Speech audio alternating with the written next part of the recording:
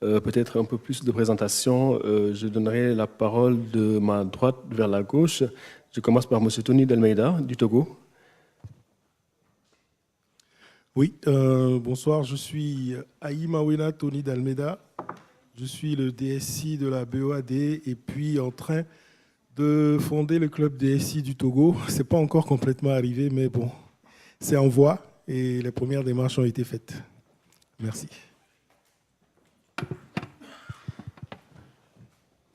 Merci Mamadou de nous avoir réunis aujourd'hui. Alors Mohamed Saad, je représente l'association des utilisateurs des systèmes d'information au Maroc et je suis directeur des systèmes d'information de la Bourse de Casablanca. Bonjour, je suis Henri Dagrin, délégué général du SIGREF. Le SIGREF est le réseau des grandes entreprises et grandes administrations publiques françaises qui les accompagnent dans toutes leurs réflexions sur leur transformation numérique. Bonjour, je me nomme Arnaldo Ribeiro. Je suis le président du club DSI du Sénégal et DSI d'une cimenterie au Sénégal, la Socosim. Bonjour, je suis Ahmed Cherif. Je représente le club DSI Tunisie et je suis DSI de la Société tunisienne de l'électricité et du gaz. Très bien, merci monsieur pour cette première partie, donc la présentation. Donc l'objet de ce panel, c'est de faire un regard croisé sur la transformation numérique des écosystèmes, donc voir quel est le regard que les pays du Nord ont de la transformation qui se passe aujourd'hui dans le Sud. Nous avons un seul représentant du Nord, c'est Henri Dagrin. Il a des choses à dire puisque la plupart des entreprises membres de SIGREF ont des filiales en Afrique et donc suivent de très près la transformation qui s'opère à ses yeux ou à leurs yeux. Et je pense qu'il y a des choses intéressantes à dire. Donc, avant de rentrer dans le vif du débat, je voulais demander à nos panélistes de nous donner un avis sur ce qui a été fait la semaine dernière. Donc, c'est une actualité fraîche. J'ai eu à en parler ce matin. C'est la création ou le lancement, je dirais plutôt le lancement, de l'association, de l'Alliance panafricaine des DSI. C'est un projet qui a été mûri depuis plusieurs années. Et on a eu la chance de se réunir la semaine dernière à Mamet lors de la conférence internationale des DSI de Tunisie, où on a lancé donc l'idée de finaliser d'ici janvier ou février prochain la mise en place de cette alliance des CIO africains. Donc je commencerai par de la droite vers la gauche. Tony Delmeida, quel commentaire fais-tu de ce projet qu'on a mûri ensemble depuis Dakar au mois de février dernier ? Bien, disons que le départ a été difficile et puisque ça fait plusieurs années que l'idée a germé et que tu as impulsé ce mouvement. Et je crois que M. Atem Trigui, qui doit être dans la salle aussi, est l'un des, des boosters de ce mouvement avec quelques autres aussi qui ont fait en sorte qu'après Dakar, il y ait des réflexions, des échanges sur les statuts et tout ça qui se soit fait et que maintenant, à Tunis, la semaine dernière, les choses ont pu être plus ou moins finalisées. Je pense que c'est une très bonne initiative. Ça nous permettra au moins d'être une force de proposition face aux éditeurs et aux constructeurs pour faire en sorte que les solutions et tout ce qui se passe dans le domaine de la digitalisation, du numérique, puissent être faits et que ça soit véritablement adapté à notre continent. Voilà. Très bien. Là, on a la vision d'un club de DSI naissante, donc le Togo qui est en train de mettre en place son club de DSI.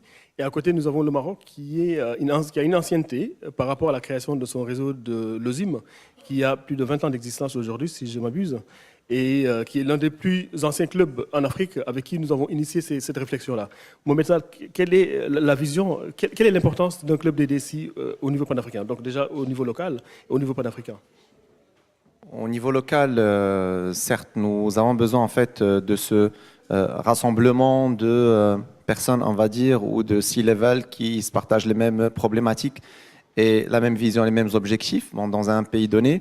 Mais au-delà du pays, je crois qu'aujourd'hui, ce matin, il y avait un certain nombre, on va dire, un débat en fait qui a permis de nous clarifier, de nous éclaircir sur le fait qu'il n'y ait plus de frontières.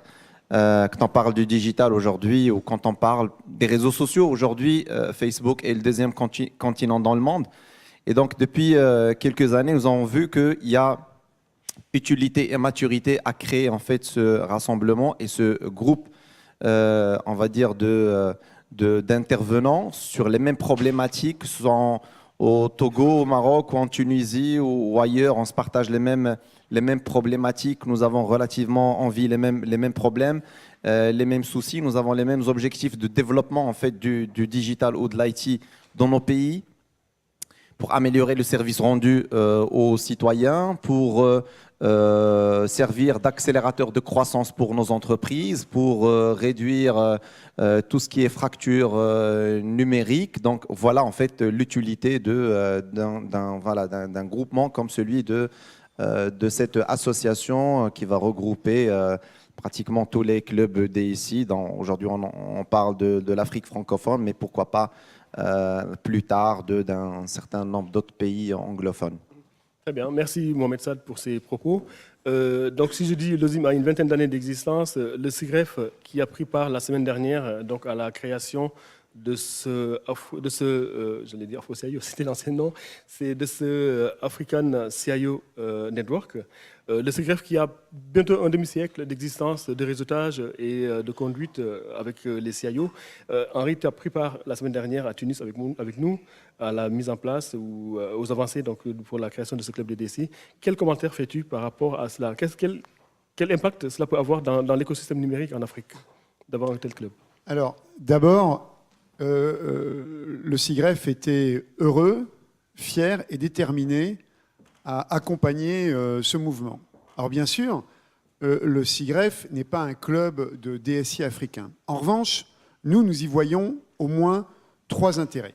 Le premier, c'est qu'un grand nombre des grandes entreprises membres du SIGREF ont des filiales en Afrique et sont impliquées dans la transformation numérique de l'Afrique.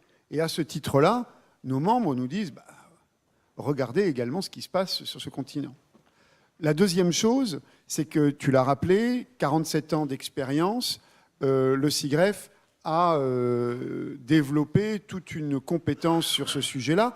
Et en outre, nous avons été à l'origine de la création d'EuroCIO, qui est le club des associations de DSI en Europe. Nous avons donc cette expérience que nous mettons à la disposition des clubs de DSI africains. Et la troisième chose, c'est que nous sommes convaincus de la fertilité des échanges que nous pouvons avoir. Parce que la transformation numérique en Afrique, en France et en Europe ne sont pas les mêmes, elles sont différentes, les points de départ ne sont pas les mêmes, nous n'avons pas les mêmes freins à desserrer, nous n'avons pas les mêmes facteurs clés de succès.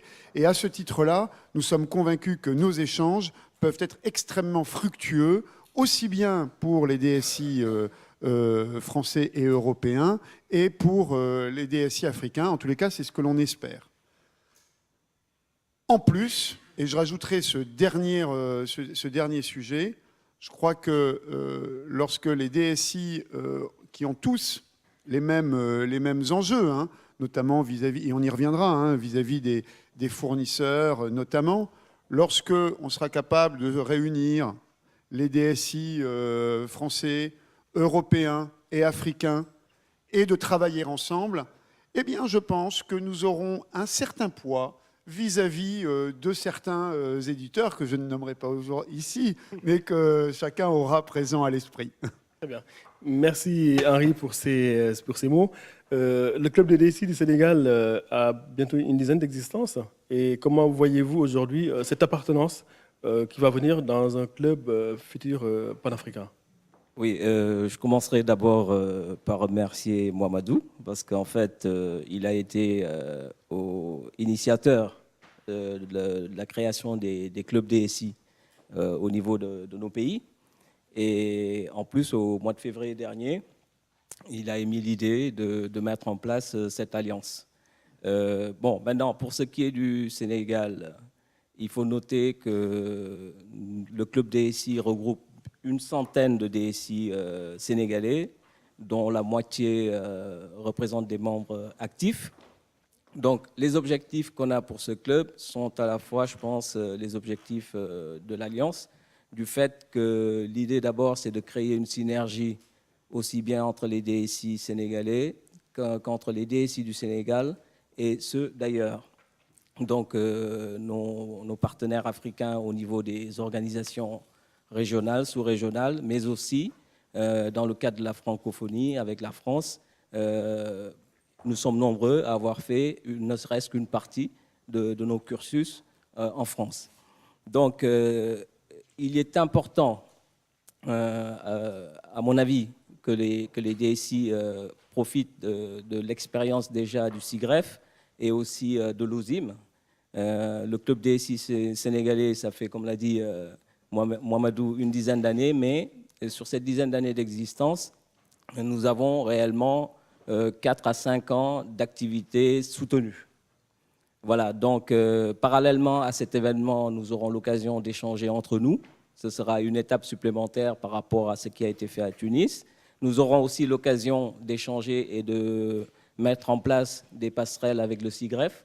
Je pense que plus on sera nombreux autour des questions, des défis qui nous attendent, plus on aura les moyens d'influencer les politiques régionales, sous-régionales, au niveau des organisations aussi, en faveur d'une évolution, je dirais, beaucoup plus pragmatique et beaucoup plus efficace par rapport à tout ce qui se fait dans le monde anglo-saxon.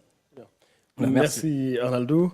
Je précise, comme ça a été présenté, c'est pas Atem Trigui qui est dans la salle, qu'on excuse, qui est un peu souffrant, qui est le président du club des DSI, qui devait être à la place. C'est finalement M. Ahmed Cherif qui l'a remplacé, qui est le vice-président du club DSI de Tunisie, qui était avec qui on était la semaine dernière à Tunis lors de la création de cette association, de cette alliance panafricaine des DSI. On a la chance d'avoir quand même une diversité des acteurs, donc des industriels, de la banque, qui sont autour de cette table, donc des diversités de points de vue à ce niveau-là. Donc Monsieur Ahmed Cherif, qui est également DSI de la STEG, donc la Société tunisienne d'électricité et de gaz.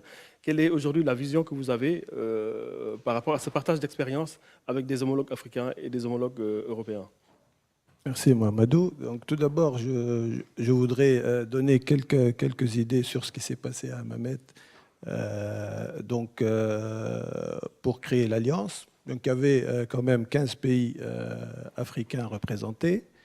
L'Alliance a été baptisée CIO Africa Network, donc, avec pour vision de contribuer efficacement à la transformation digitale de l'Afrique, ce qui est important, avec comme objectifs principaux développer les réseaux des associations africaines des DSI et surtout agir auprès des acteurs du numérique en Afrique et dans le monde. Donc ça, c'est pour un peu montrer ce qui a été fait. Important. Ce qui est important.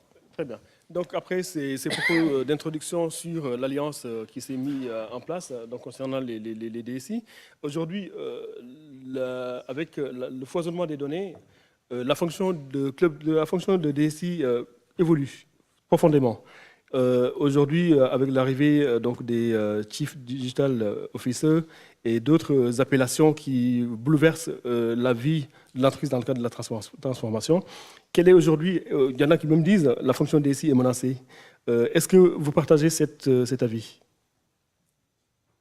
Qui veut prendre la parole? Mohamed Saad.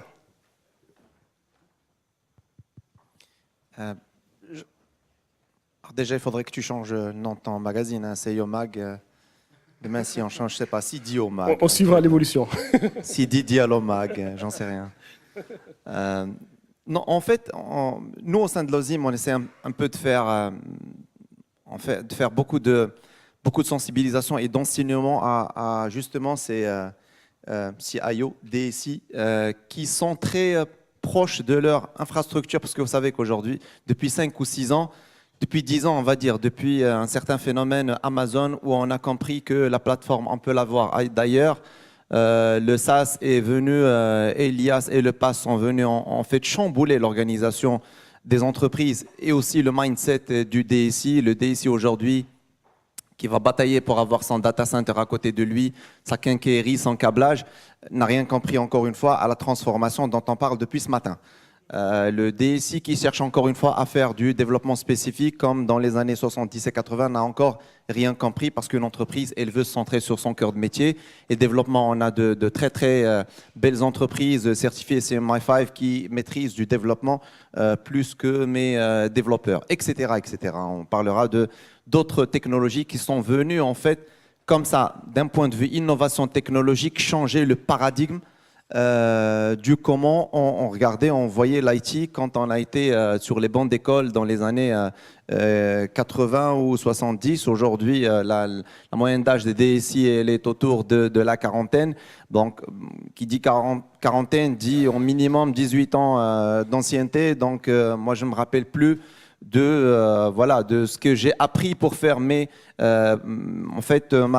engager ma responsabilité aujourd'hui ou assurer ma responsabilité au sein de l'entreprise. Ce que j'ai appris, comme disait l'autre, pas plus que la règle de 3. Donc, c'est extrêmement important de changer de mindset de ces DSI, d'où en fait ce débat aujourd'hui entre CDO ou CIO ou Chief CDO comme Digital ou Data Officer, on ne le voit plus comme ça. L'entreprise est en train de changer, accompagnons-la dans ce changement. Je peux être un SI, DSI ou demain peut-être digital ou peut-être autre chose, peu importe. Parce que si ça se trouve, peut-être demain, on va externaliser Foxconn en fait, qui fabrique aujourd'hui des iPhone qui appartiennent à Apple, cœur de métier, c'est Foxconn qui le fait, ce n'est pas Apple. Nike fait la même chose, elle fait de la conception de chaussures de sport, mais ne les fabrique pas. Alors regardons justement dans ce genre de case et projetons-nous sur justement ce que doit être l'entreprise de demain, exponentielle. Je dépasse en fait le stade digital, je vais vers l'entreprise exponentielle, où le plus important c'est d'aller chercher la communauté, on en parlait avec la demoiselle qui a lancé un site web pour les coopératives. Il faut chercher dans la communauté, community and crowd. Et beaucoup plus important que d'aller chercher son développeur, lui faire passer toutes les certifications et l'avoir pour toute la vie dans son entreprise. Si ça se trouve, il se retrouvera dépassé par la technologie dans très peu de temps. Alors, le community and crowd, le leverage assets, donc cherchons dans les assets des autres, ce que fait Airbnb et Uber. Donc justement, dépassons en fait ce mindset d'aujourd'hui pour aller en fait disrupter l'organisation d'entreprise. Donc quand on parle de regard croisé, donc il n'y a pas une grande différence entre la vision d'un DSI marocain, africain, par rapport à ce qui se passe en France dans le cadre de la transformation. Donc on voit que le mouvement se suit en Afrique aussi bien qu'en Europe.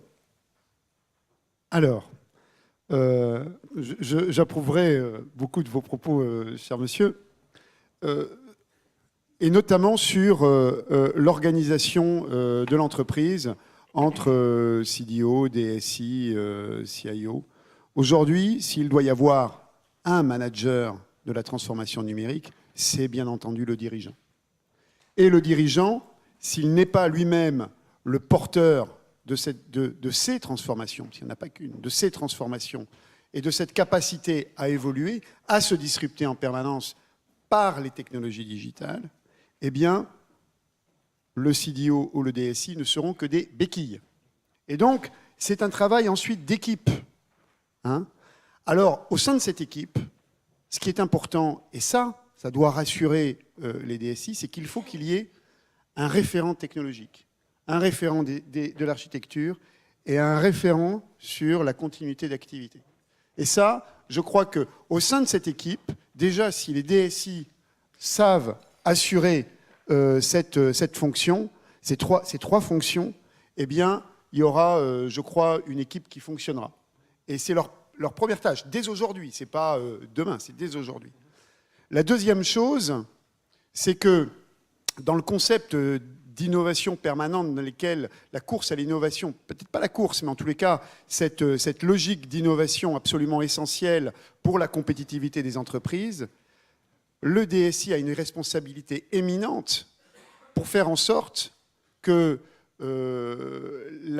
l'entreprise puisse intégrer à l'échelle l'ensemble des sous-tendus technologiques de l'innovation. Ça, c'est également sa responsabilité dans le temps. Parce que combien peut-on... les exemples sont nombreux de ces innovations qui sont arrivées dans l'entreprise. Mais derrière, il n'y avait pas de base saine. Et c'est à lui d'assurer cette régulation de l'innovation au sein de l'entreprise. Non pas d'être l'empêcheur, comme ça a pu être le cas il y a encore quelques années, mais bien le régulateur de l'innovation et celui qui va accompagner son passage à l'échelle. Dans cet écosystème, on voit également les métiers prennent de l'avance dans les schémas de digitalisation. Quelle est la coopération future que vous voyez, ou même aujourd'hui, entre le DSI et les différents métiers? Oui, alors pour moi, en complément de ce qui a été dit, je pense que le DSI doit faire ce qu'il sait faire normalement, c'est anticiper. Anticiper toute mutation au niveau de l'entreprise. Parce que c'est l'entreprise même qui se transforme du point de vue digital. Et le DSI, il occupe déjà une place importante, qui est une place transversale. Il joue un rôle transversal et il participe à la stratégie de l'entreprise. Donc, je pense qu'il est important déjà que le DSI favorise avec les métiers, avec les RH, la naissance ou bien l'acquisition des basiques d'une culture numérique. Ça, c'est un problème au niveau des entreprises. Et qui parle de culture numérique, on pense d'abord aux décideurs, parce que, comme ça a été dit, si le manager principal n'adhère pas à ces idées de transformation, le DSI, il ne pourra pas faire grand-chose. Donc, c'est très important qu'il anticipe pour sensibiliser, favoriser l'épanouissement des métiers en mettant les garde-fous du point de vue technologique, parce que ce qu'il y a, c'est que la sécurité, c'est aussi un enjeu important sur lequel le DSI doit veiller. Très bien. Un commentaire, Ahmed Cherif, par rapport à ce qui a été dit? Moi, je vais plutôt parler d'une expérience terrain, puisque à ce niveau-là, donc au niveau de la transformation digitale, nous à l'ASTEC, donc on a commencé à faire notre transformation digitale par un méga projet qui est le projet Smart Grid, donc c'est-à-dire le projet de compteurs intelligents et de réseaux intelligents. Et ça, c'est un projet qui va complètement chambouler tous les processus de l'entreprise, allant de l'IT jusqu'au métier. Et là, on commence à voir cette vague venir et à la vivre tous les jours. Et le rôle du DSI dans tout ça, et mon rôle en particulier, c'est un peu d'appréhender les métiers, de les accompagner et d'être au plus auprès d'eux. Donc à ce niveau-là. Très bien. Tony Dalmeida, la banque, par essence, est souvent en avance par rapport à l'industrie ou aux autres secteurs dans le schéma de numérisation. Aujourd'hui, comment vit la BOAD, la Banque Ouest-Africaine de Développement, par rapport à ces changements qui sont en train de se mettre en place? Disons que la BOAD n'a pas le choix. Elle doit s'inscrire dans cette dynamique. Et je pense que ça a commencé par le premier manager de la banque qui n'a pas arrêté, donc depuis quelques années déjà, d'insuffler, d'encourager les formations, de faire en sorte qu'il y ait, comment je peux appeler ça, une sorte de détection de talent.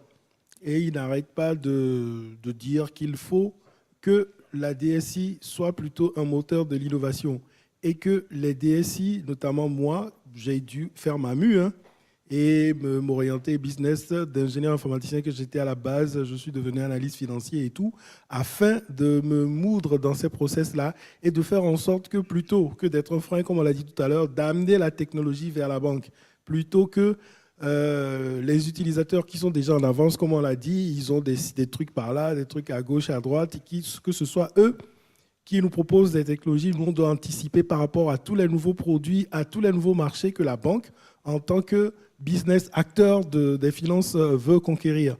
Donc, c'est dans cette optique que se situe actuellement la Banque Ouest-Africaine de Développement, et elle met en place des fonds de soutien à la transformation digitale dans la zone UEMOA, par exemple. Donc, c'est un projet qui est en cours avec KfW et qui verra bientôt naissance. Voilà ce que je peux dire sur ce cas particulier. Tu as parlé d'un point important, c'est la maturité des clients qui apportent la technologie, également l'arrivée d'autres technologies comme le cloud, le big data, etc., qui mènent l'entreprise dans aujourd'hui ce qu'on appelle l'entreprise étendue.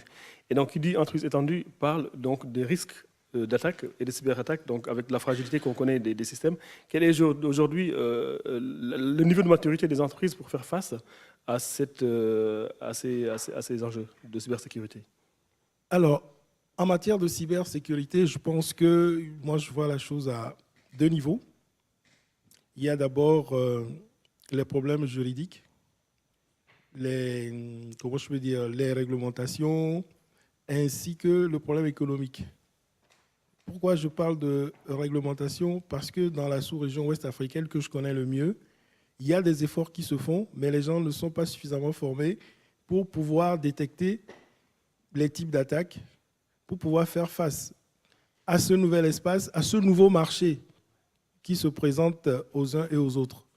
Et il faut mettre en place des réglementations. Vous savez que dans notre sous-région, quand il faut voter une loi au Parlement, ça prend du temps. Il y a beaucoup d'avant-projets de loi qui sont et qui dorment toujours encore dans les assemblées. Donc, il y a ce manque-là, mais il y a des efforts qui sont faits de part et d'autre. Et puis, en matière, je peux dire, économique, il y a aussi des agrégats qui se font pour mettre en place un écosystème qui soit beaucoup plus fort. Donc, il y a des entités qui se mettent ensemble. Il y a des échanges d'experts entre les différents pays qui se font. Il y a des séminaires, les forums IT en sont un. Je crois qu'il y a des efforts qui se font dans ce sens-là. Je peux m'arrêter ici pour le moment. L'activité bancaire n'est pas très loin d'une place financière comme la Bourse de Casablanca. Mohamed Saad, en tant que DSI de la Bourse de Casablanca, comment faites-vous face à ces risques d'entreprise étendue liés à la cybersécurité? On est on va dire en process continu de sensibilisation, de mise à jour, d'update, que ce soit de l'infrastructure ou du facteur humain. On a choisi depuis 3 ou 4 ans d'aller sur on va dire un standard international qui est ISO 27001. Et donc, voilà, qui consistait à mettre en place un système management de la sécurité de l'information SMSI et un plan de continuité aussi conforme aux best practices. Nous sommes obligés parce que, comme tu l'as très très bien dit, notre système d'information n'est pas confiné qu'à l'intérieur de notre building. Un système d'information d'une bourse, c'est-à-dire son matching engine, il est connecté à ces sociétés de bourse, à ces brokers. Et donc, moi, le système d'information, il est étendu justement. Il va chez mes clients directs, mais au-delà des clients directs, il y a les clients finaux, les investisseurs qui passent à travers la bourse en ligne. Donc, quand on voit, en fait, Et puis, nous sommes aussi connectés à des revendeurs de data, donc les Bloomberg, Reuters, etc., etc. Donc, c'est un système d'information qui est hyper étendu. J'ouvre, en fait, moi, des gateways et des API pour que mes clients s'intègrent chez moi et que les autres, puisque nous sommes sur un marché et une activité qui est très, très, très sensible à la latence et donc à la rapidité d'exécution. Et donc, nous sommes obligés de mettre en place les mesures nécessaires, les politiques, les procédures, la sensibilisation nécessaire. Donc, on a trouvé dans le référentiel 27001 un bon facteur clé de succès. Ça n'arrête pas à 100% parce que risque zéro n'existe pas. Ça n'arrête pas à 100% en fait les vulnérabilités, mais ça réduit énormément puisque bon, la sécurité fait partie de notre, voilà, c'est du quotidien, c'est du day-to-day. Vous rentrez dans notre building, vous allez trouver des choses qui sont placardées.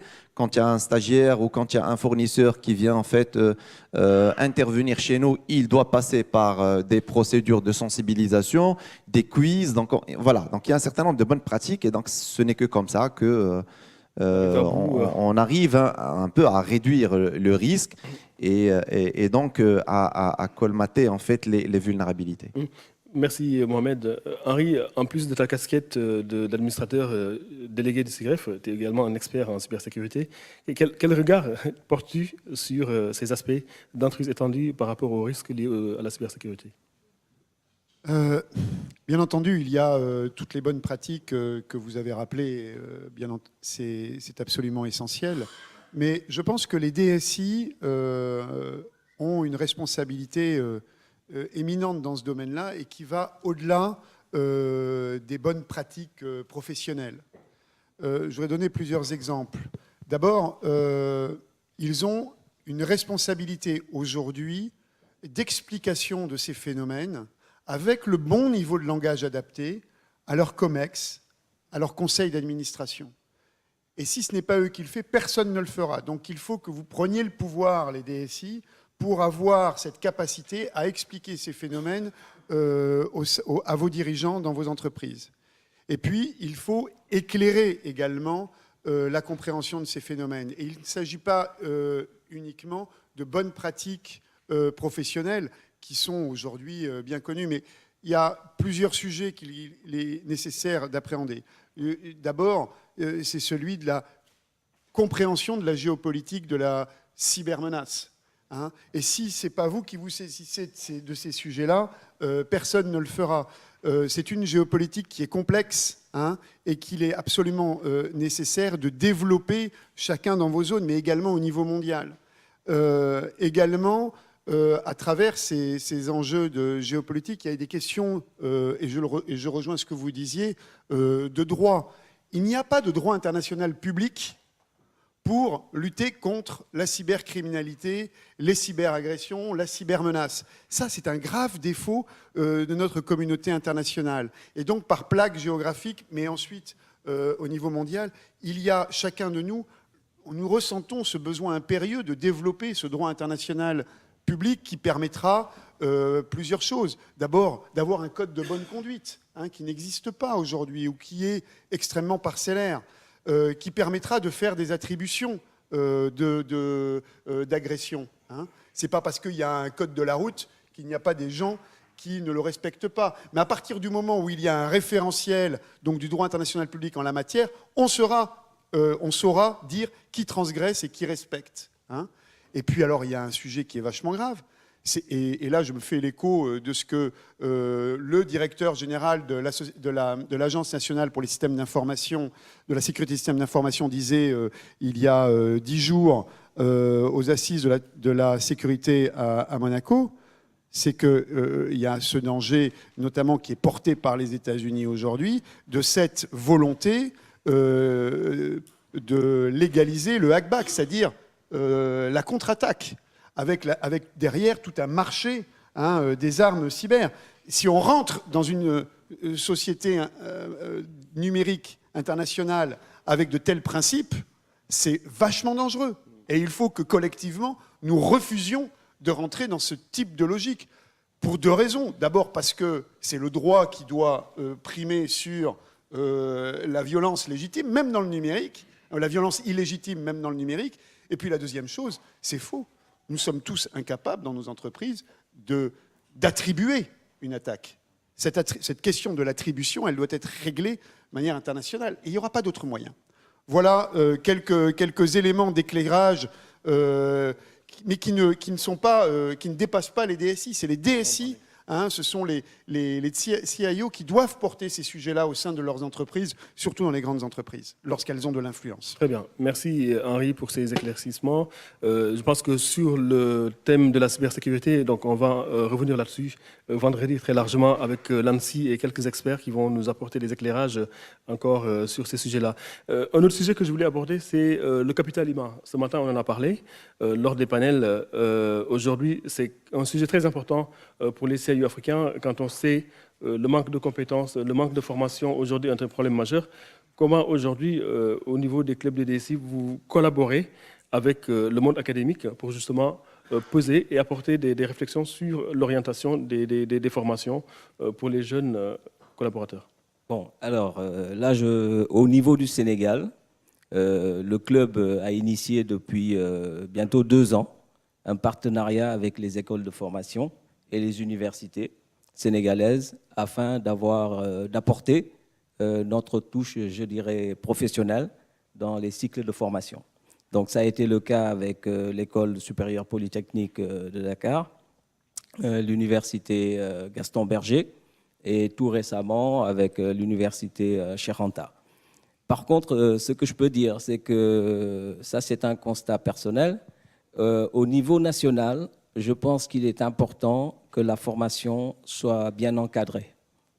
Parce que ces temps-ci, étant donné que la cybersécurité est devenue quasiment une mode, au-delà de la réalité des risques, il y a des écoles qui s'octroient cette fonction, comme quoi ils peuvent former du personnel en cybersécurité. Donc je pense qu'il y a déjà un rôle au niveau de l'État, sénégalais tout au moins, dans l'encadrement de ces octrois d'autorisation, moyennant un certain nombre de règles de contrôle dans la formation. L'autre point, c'est de pouvoir favoriser aussi le retour, comme on l'a dit ce matin, des compétences. Tout récemment, j'ai assisté à un séminaire, une présentation d'un livre rédigé par un talentueux Sénégalais, Baïdissi, sans vouloir le nommer, mais enfin, c'est un jeune compétent qui a fait l'université Paris-Dauphine et qui enseigne, qui participe aussi à la recherche et qui a fait un bouquin à la portée, je dirais, de presque tout le monde sur la cybersécurité pour sensibiliser les gens, leur faire comprendre les risques. Au niveau des entreprises, je dirais le DSI porte sur lui toute la stratégie de sécurité. Dans les entreprises sénégalaises, on n'a pas systématiquement un RSSI. Donc, il y a là aussi un rôle majeur que le club des DSI voudrait jouer en sensibilisant les organisations patronales. Je pense que c'est la meilleure façon de partager l'information sur les risques que représente l'IT au niveau de nos entreprises. Très bien. Merci Arnaldo. Toujours pour continuer dans cette dynamique de capital humain, en Tunisie, on a écouté le débat la semaine dernière, donc avec l'intervention du ministre par rapport au capital humain, qui est une chose très importante pour participer à la transformation des entreprises et des administrations. Comment le vivez-vous aujourd'hui au niveau de la STEG, ce capital humain? Tout d'abord, au niveau du club DSI, on est très sensibilisé à cette question. On a déjà, dans le cadre de l'organisation de journées régulières avec les différentes composantes du système d'information au niveau du pays, donc on a organisé une demi-journée où on a parlé essentiellement de capital humain, de formation, et où on a réuni tout le monde, des représentants du ministère, des représentants des différentes écoles privées et le monde de l'IT, les consommateurs. Et on a eu un débat assez passionnant à ce niveau-là. Et nous, en tant que DSI, on a clairement dit que les formations qui sont actuellement fournies ne répondent pas complètement aux besoins actuels des différentes DSI et surtout aux besoins des transformations digitales qui nous attendent. Et là, donc, on est en train de mettre en place des comités communs pour essayer d'imaginer ensemble quels sont les cursus de formation nécessaires, quels sont les besoins terrain nécessaires pour un peu améliorer la qualité des produits des différentes universités, que ce soit privées ou... Voilà. Très bien, merci Ahmed Cherif. Juste un petit rajout de la part, avant de passer la parole à la salle pour quelques contributions. Sur la formation, effectivement, je dirais qu'aujourd'hui, la formation, c'est la priorité numéro 1 des entreprises membres du SIGREF, sous plusieurs aspects. D'abord, la formation initiale. On ne forme pas assez de gens au numérique en France, et de manière très certaine. On a un gros déficit de formation, et avec un intérêt qui reste encore faible pour ces métiers du numérique, qui pourtant sont essentiels pour accompagner la croissance de l'économie numérique. La deuxième chose, on a un déficit, mais dramatique, d'appétence des jeunes femmes pour les métiers du numérique. Dans les formations numériques et ça c'est assez spécifique, je crois, à la France, à l'Europe, aux États-Unis, peut-être moins en Afrique, mais aujourd'hui, dans les formations numériques en France, moins de 10% de femmes. C'est absolument affligeant. Et donc, on va faire un effort majeur sur le sujet pour montrer que ces métiers sont intéressants également pour les femmes. Et puis, il y a un troisième sujet qui est majeur, c'est celui de la formation continue. Aujourd'hui, la formation continue au métier du numérique, elle est beaucoup, beaucoup trop faible. Et je pense que c'est un sujet qu'on peut partager. C'est, vous le disiez, au bout de 18 ans, il va falloir, comment fait-on pour assurer le reskilling des collaborateurs de la DSI en permanence, hein. Enfin, il y a un troisième sujet, parce qu'on parle de la formation des collaborateurs de la transformation numérique, mais également former au numérique tous les collaborateurs de l'entreprise. Un message que je voulais que tu transmettes également par rapport à l'Assemblée générale il y a 15 jours du SIGREF. Il y a une semaine. Le ministre Majoubi avait passé un message sur la formation, le dossier de formation qu'il voulait confier au SIGREF. Est-ce que tu peux toucher 2 mots là-dessus? Oui, nous avons eu le plaisir et l'honneur de recevoir Mounir Majoubi, qui est secrétaire d'État auprès du Premier ministre en charge du numérique. Et Mounir Majoubi s'est adressé très directement aux entreprises membres du SIGREF pour leur dire: vous avez des besoins en formation, remontez-moi ces besoins, parlons-en, et moi, je vais assurer, avec les moyens dont je dispose, la formation d'une partie de ces collaborateurs dont vous avez besoin, en allant les chercher là où les gens sont le plus éloignés de l'emploi en France. Et donc, il y a une articulation qui pourrait se mettre en place, je reste prudent, mais qui pourrait se mettre en place et qui serait particulièrement intéressante. De toute façon, c'est vrai, si ceux qui ont les moyens de se former ne s'intéressent pas au numérique, on va aller les chercher ailleurs, hein, et là où les gens sont les plus éloignés de l'emploi. Et je crois que cette proposition que le ministre a faite aux entreprises membres du SIGREF, eh bien, elle a été reçue 5 sur 5. Maintenant, à nous de nous organiser pour la mettre en œuvre.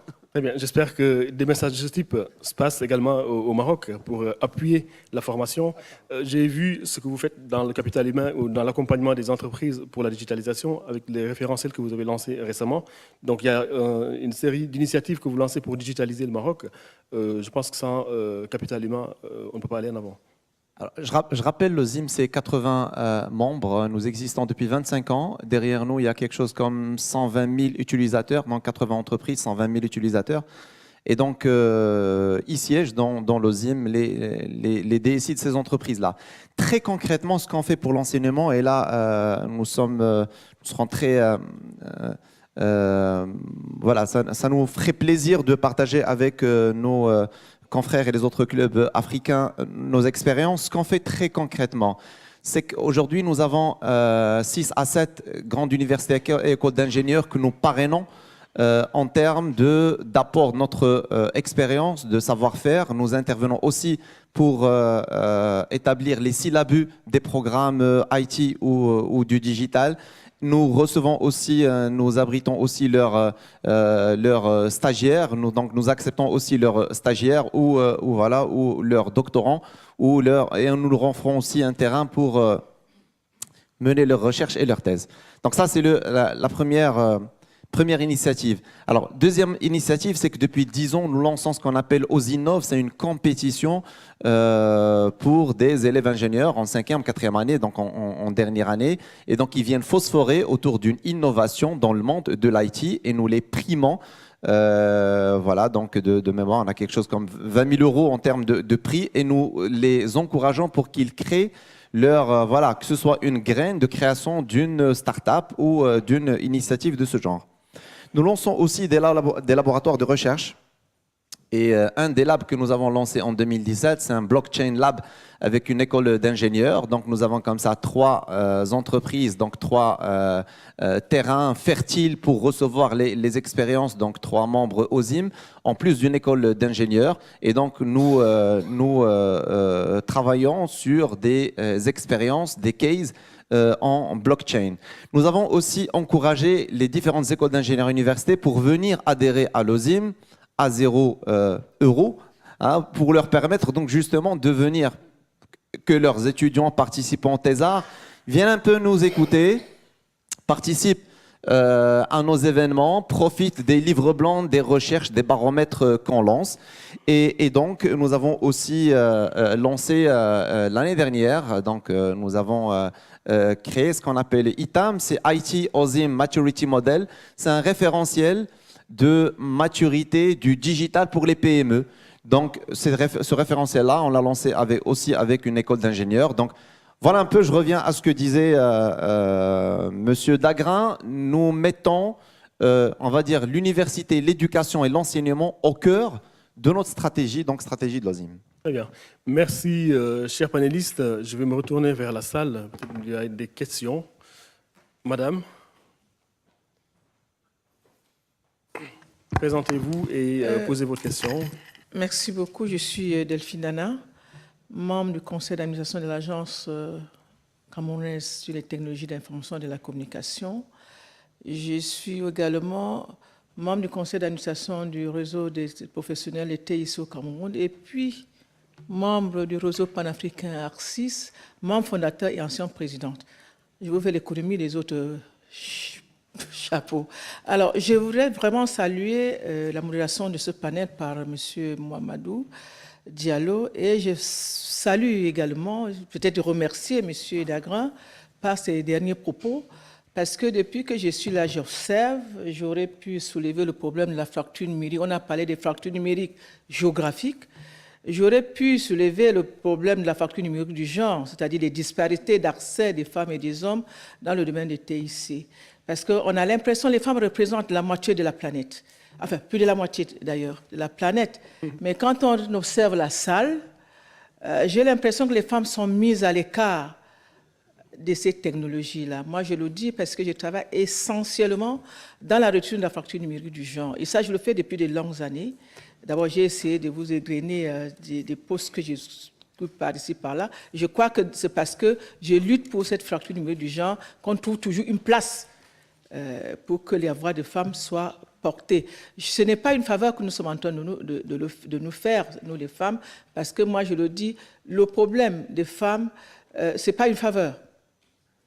Mais j'ai dit, nous devons avoir les mêmes droits, l'égalité de droits. C'est un plaidoyer. D'accord, ça a commencé. D'accord. Enfin, oui, je voulais juste saluer ça. Je voulais attirer l'attention de M. Diallo pour dire, dans ce processus, il faut prendre en compte les femmes qui aujourd'hui, parce que nous essayons, vous savez, l'Union internationale de la femme, les télécoms autant pour moi, a dédié une journée à la jeune fille du secteur des TIC, parce que nous sommes en train de dire la jeune fille d'aujourd'hui, la femme de demain, nous, la vieille génération, nous sommes en train de faire tout pour que les femmes de demain puissent être les femmes tech. Donc, il faudrait tenir compte de ces femmes-là. Je vous remercie. Peut-être une réponse de Henri Dagrin. Très rapidement, hein. Moi je vais vous dire une chose, hein, et puis je vais parler franchement. Ce que l'on constate, parce qu'on a beaucoup travaillé sur le sujet de la place des femmes dans le numérique, alors je parle pour la France, hein, je ne m'exprimerai pas, mais ce n'est pas une question de ségrégation de genre. C'est juste parce que on le constate, ces métiers n'intéressent pas les femmes. Alors vous me direz qu'on reproduit peut-être un déterminisme social, mais aujourd'hui, quand on dit aux femmes « vous allez travailler dans la tech », elles disent « certainement pas ». Et d'ailleurs, ça se constate, parce que ce n'est pas les sciences qui les intéressent pas, mais en France, dans les écoles d'agro, entre 60 et 80% de femmes, en fac de médecine, 60-70% de femmes. Hein. Donc c'est pas que les sciences les intéressent pas, mais c'est parce que ces métiers-là, aujourd'hui, nous sommes collectivement responsables, nous ne les avons pas rendus attractifs pour les femmes. Et on constate avec les statistiques que jusqu'au début des années 80, la place des femmes augmentait hein, dans les métiers du numérique. À partir de 85, ça décroît et ça continue de décroître. Pourquoi ? Parce que, et alors on l'explique, il y a plusieurs explications sociologiques, mais l'irruption du PC, c'est un truc qui les a pas intéressés. Et ce qu'on peut comprendre, hein, mais comment rend-on ces métiers désirables aux femmes ? C'est notre responsabilité de dire nous avons besoin de vous, et c'est pas un métier de mecs qui sont derrière leur PC à lunettes et boutonneux. Hein. C'est un truc où vous allez pouvoir vous épanouir. Ça, on n'a pas su le dire. Je vais passer la parole, peut-être juste un petit commentaire de ce qu'avait dit ce matin le docteur Amadou Touré. Peut-être il y a un commentaire là-dessus, il disait que les hommes sont plus numériques, les femmes sont un peu analogiques. Est-ce que vous partagez cet avis? Madame? Bonjour, je suis Ine Ben Miloud, je suis avocate spécialisée en technologie de l'information. Alors, le sujet d'aujourd'hui vraiment m'intéressait profondément parce qu'en fait, la problématique aujourd'hui, c'est justement le pouvoir du DSI et de cette prise de pouvoir auquel vous faites allusion. Aujourd'hui, ne pensez-vous pas qu'il faut repenser la stratégie des DSI en travaillant même dans la main avec les directeurs juridiques? De ma petite modeste expérience, j'ai constaté que dans les groupes, pardon. De ma modeste expérience, j'ai constaté que dans les groupes, le DSI est dans son coin, le directeur juridique est dans son autre coin. Aujourd'hui, nous sommes face à des phénomènes d'infractions qui sont transfrontalières et pour lesquelles il faut réagir très vite si on n'est pas ensemble. Et je constate que souvent, on fait appel aux juristes à la fin pour éteindre le feu. Et je crois qu'aujourd'hui, il est temps de repenser une nouvelle forme de... Là, le club de DSI, je ne sais pas s'il y a des juristes à l'intérieur. Est-ce qu'ils font partie de vos clubs? Ce serait intéressant à savoir. Est-ce que pour le club de DSI de Tunisie, c'est le cas, de Sénégal? Quel commentaire faites-vous par rapport à la place des juristes dans ce débat? Voilà. Bon, avant que je ne réponde à cette question, c'est comme l'a dit M. Dagrin, je pense que c'est un désintéressement de la part des femmes. Pour ce qui est du Sénégal, personnellement, j'ai une grande sœur qui m'a inspiré pour ce métier et qui est le DSI de l'UNICEF dans une des antennes en Afrique. Donc c'est elle qui m'a poussé quelque part à choisir ce métier. Elle m'a donné l'amour des maths parce que dans le temps, il fallait être scientifique pour faire de l'informatique. Et maintenant, ce qui se passe, c'est que effectivement, même au sein de notre bureau, on n'a qu'une seule dame. Et on a demandé pendant notre assemblée générale à ce que les DSI femmes qui étaient là postulent. Ça a été dur de leur faire se porter volontaire. Maintenant, cette question que vous soulevez, effectivement, moi je l'ai soulevée en réunion de bureau parce qu'il y a des aspects juridiques qui sont très importants depuis qu'on parle des données personnelles, surtout. Et il faut dire déjà qu'au niveau des entreprises, il y a pas mal d'entreprises qui n'ont pas de section ou de service juridique. Et ils s'attachent les services externes. Mais moi, je pense que c'est une piste de réflexion. Bon, c'est vrai que le club est spécifiquement DSI. Si on doit l'ouvrir à d'autres métiers, ça demande une certaine réflexion pour voir dans quelle mesure on pourrait y pallier. Un commentaire, M. Cherif? Pour parler de cette parité homme-femme, donc moi dans l'entité que je préside, donc j'ai 50% de femmes. J'ai pas de problème. D'accord. Au niveau de l'ASTEC? Au niveau de l'ASTEC. Et au niveau du club de DSI de Tunisie, il y a des femmes? Au niveau du club de DSI de Tunisie, le comité est complètement homme. Mais au niveau des adhérents, donc on a pas mal de femmes quand même. Et on a pas mal de femmes DSI en Tunisie. Très bien. Donc on a une autre femme, Madame Salwa Karkri du Maroc, qui dirige l'un des syndicats. Je parle des syndicats. Merci. Enfin, je vais prendre la parole plutôt en tant que, je ne peux pas m'empêcher, en tant que présidente fondatrice de l'AFEM, qui est l'Association des femmes entrepreneurs du Maroc, dont je suis la présidente d'honneur, que j'ai créée en 2000 au Maroc. Et en fait, c'était pour encourager l'entrepreneuriat féminin avec des incubateurs à travers tout le pays. Et il y a de plus en plus ces dernières années, en fait, des projets innovants qui sont portés par des femmes. Et je pense que c'est justement le fait, c'est un secteur où la femme peut pallier et joindre l'utile à l'agréable, donc la vie familiale, grâce justement aux technologies de l'information, grâce à tout ce que ça peut offrir. Ce qu'il y a, c'est que quand on ne voit pas assez de femmes sur des strates, comme le cas d'aujourd'hui, parce que jusqu'à maintenant, j'étais la seule femme au niveau de l'estrade, ce n'est pas parce que les femmes ne sont pas là. En fait, les femmes ne sont pas, ils sont pas assez visibles. C'est ça le problème. C'est qu'il y a énormément de femmes, mais elles sont pas assez visibles. Et nous, la FEM, c'était justement l'objectif. Et moi, même au Maroc, je suis donc la présidente de la seule fédération sectorielle au niveau du patronat. C'est-à-dire que je suis la seule femme, parce qu'il y a plusieurs secteurs d'activité. Je suis la seule femme présidente. Les femmes, jusqu'à maintenant, ne cherchent pas, à la visibilité, ne cherchent pas à se présenter aux élections, ne cherchent pas le titre. Ils cherchent moins le pouvoir que les hommes. Ça, c'est très, très important. Donc, c'est un peu ça qu'on voudrait un peu essayer de changer en disant toujours aux femmes que les portes ne sont pas fermées à clé, mais vous, les hommes, vous les fermez, mais pas à clé. Mais c'est à nous de les pousser. Donc, ils ne sont pas fermés à clé. Donc, on doit, nous, en tant que femmes, les pousser. Donc là, vous êtes plusieurs associations de DSI. Je pense qu'il n'y a aucune association de DSI qui est présidée par une femme. Donc, au prochain mandat, pensez à présenter une femme chez vous. Merci. Excellent. Je voulais... Il y a le Congo RDC où la dame, c'est une dame qui pilote le comité pour le club des DSI du Congo RDC.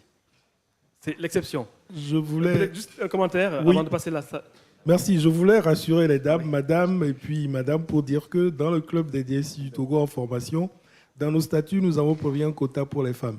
Donc je voudrais vous rassurer que c'est déjà...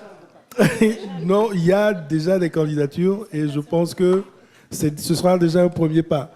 La deuxième chose que je voudrais dire aussi, pour apporter une petite contribution au débat, c'est que dans le club des DSI, il y a des questions réglementaires qui sont quand même débattues au sein de ces clubs de DSI. C'est vrai que ce n'est pas formalisé qu'il y ait des juristes, c'est vrai qu'on a pensé d'abord, mais nous avons des conseillers ou bien des personnes de ressources qui sont des gens qui sont dans le cadre juridique. Mais votre question, nous la prendrons en compte et puis nous allons voir comment faire pour améliorer les choses. Merci, madame. Merci. Henri Dagrin, un commentaire avant de passer la parole. Pour répondre à votre question, qui est tout à fait importante, hein, mais je vous le disais tout à l'heure, ça ne marchera que si on a un leader numérique qui est le dirigeant lui-même. Et ensuite, les interactions, elles sont effectivement entre le DSI et le directeur juridique, mais également entre le DSI et le DRH, entre le DSI et le DAF, entre le DSI et les directeurs métiers. Bien entendu, si toutes ces relations n'existent pas dans l'entreprise, c'est l'entreprise qui ne fonctionne pas. Et c'est le patron qui ne fait pas son métier. Très bien. Merci. Une question d'Anne Bellon avant monsieur. La dernière question, Anne. Bonjour, Anne Bellon, CFAO Technologies. Donc, je voulais apporter une réponse à M. Dagrin, une note un peu positive, même si ce n'est pas suffisant. Nous, chez CFAO Technologies, très clairement, moi j'ai longtemps travaillé sur les marchés français. CFAO Technologies, on a plus de 600 personnes en Afrique de l'Ouest, en Afrique centrale, et on a, sur les profils techniques, réellement, un taux de femmes qui est très largement supérieur à ce qu'on peut constater en France. Je pense qu'on est, je n'ai pas les chiffres exacts, mais on est très facilement à 30-40%, et sur des fonctions de chef de projet, de responsable avant-vente. Donc, je pense qu'il y a vraiment une vraie différence pour le coup. Ce n'est pas encore suffisant, mais en tout cas, on constate que... Et même quand je vais en rendez-vous avec des clients, il y a beaucoup de DSI, comme la sœur de monsieur, qui sont des femmes. Moi, c'est ce que je constate par rapport au marché français. Il y a vraiment une évolution qui est extrêmement forte et on va beaucoup plus loin dans le rôle des femmes. Eh bien, voilà un sujet sur lequel nous voulons nous inspirer de nos partenaires africains. Et qu'est-ce que vous voulez faire l'année prochaine, la cause nationale? Oui, on lance en France, avec le soutien notamment de Mounir Majoubi, on